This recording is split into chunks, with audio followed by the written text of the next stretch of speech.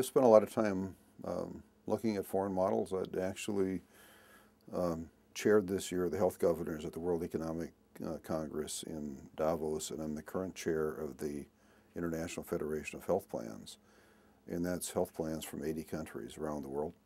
And so I meet all the time with health plans from those other countries, and I've been looking hard to figure out which attributes of those plans would fit in the U.S. And one of the things I've learned from working with all those countries is that every single one does it a little differently. So the model in Germany looks a lot like the Netherlands, but it's not quite the same. Austria, different than both those, but quite similar.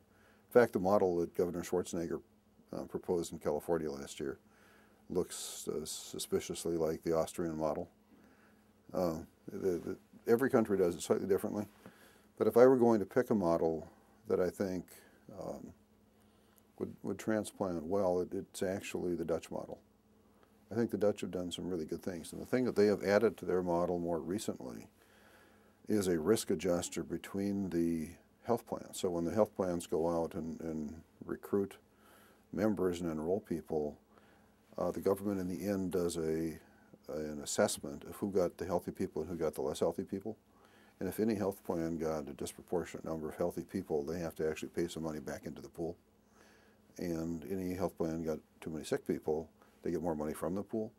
And so what that does is strongly encourage, as we were saying earlier, the health plans to go after the sicker people and do a really good job taking care of sick people, because they know in the end they get a risk adjuster from the other plans that enrolled healthier people.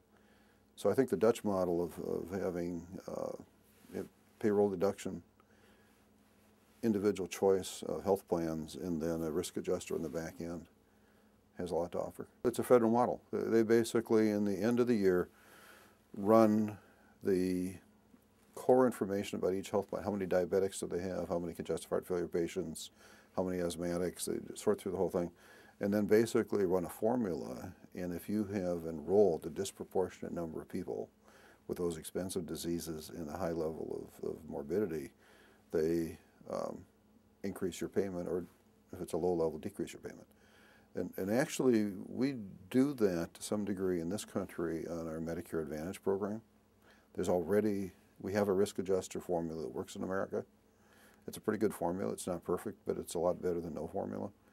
And so we already have a history of doing that. We could adapt to the Dutch model fairly easily.